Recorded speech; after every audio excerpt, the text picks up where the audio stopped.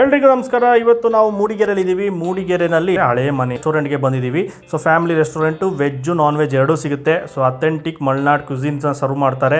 So ಮನೇಲೇ ಮಾಡಿರೋ ರೆಸಿಪಿಗಳು. So ಇಬ್ಬರು ಲೇಡೀಸು ಫ್ರೆಂಡ್ಸು ಸ್ಟಾರ್ಟ್ ಮಾಡಿರುವಂಥ ಒಂದು ರೆಸ್ಟೋರೆಂಟ್ ಇದು. ಸೊ ಮನೆಗೆ ಬಂದಾಗ ನಿಮ್ಮ ಮನೆಗೆ ಬಂದಿರೋ ಥರ ಫೀಲ್ ಆಗುತ್ತೆ, ಯಾಕಂದರೆ ಹಳೆ ಮನೆಯನ್ನು ಇದು ರೆಸ್ಟೋರೆಂಟ್ ಆಗಿ ಕನ್ವರ್ಟ್ ಮಾಡಿದ್ದಾರೆ. ಸೊ ಅವ್ರ ಹತ್ರ ತುಂಬಾ ಡಿಶಸ್ ಇತ್ತು. ಅದರಲ್ಲಿ ನಾವು ಮೇಯ್ನಾಗಿ ಟ್ರೈ ಮಾಡಿದ್ದು ಬಂದು ಅವರ ಬೆಣ್ಣೆ ಕಡುಬು, ಶಾವಿಗೆ, ಇಡ್ಲಿ ಬಂದುಬಿಟ್ಟು ನಮ್ಮ ಕಡೆ ಬರೋ ಥರ ಇಡ್ಲಿ ಬರಲ್ಲ. ಇದೊಂಥರ ನೋಡೋದಕ್ಕೆ ದೋಸೆ ಥರ ಅನಿಸುತ್ತೆ, ಬಟ್ ಅದು ತಟ್ಟೆ ಇಡ್ಲಿ, ಅದು ಅಲ್ಲಿನ ರೆಸಿಪಿ. ಆಮೇಲೆ ರೊಟ್ಟಿ ಟ್ರೈ ಮಾಡಿದ್ವಿ. ಮಟನ್ ಡ್ರೈ ಡಿಶು ಸಖತ್ತಾಗಿತ್ತು. ಮತ್ತು ಮಟನ್ ಮಸಾಲ ಸೂಪರ್ ಆಗಿತ್ತು. ಒಳ್ಳೆ ಕಾಂಬಿನೇಷನು. ರೋಟಿ ಏನೋ ತೊಗೊಂಡ್ರೆ ಅಥವಾ ಇಡ್ಲಿಗೂ ತುಂಬ ಚೆನ್ನಾಗಿರುತ್ತೆ. ಆಮೇಲೆ ಚಿಕನ್ ಚಿಲ್ಲಿ, ಅದು ಚಿಕನ್ ಚಿಲ್ಲಿ, ಚೈನೀಸ್ ಚಿಲ್ಲಿ ಎಲ್ಲ ಇದು ಮಲ್ನಾಡ್ ಸ್ಟೈಲಿನ ಚಿಕನ್ ಚಿಲ್ಲಿ. ಸೊ ಡಿಫ್ರೆಂಟಾಗಿತ್ತು, ಸ್ವಲ್ಪ ಸ್ಪೈಸಿಯಾಗಿ.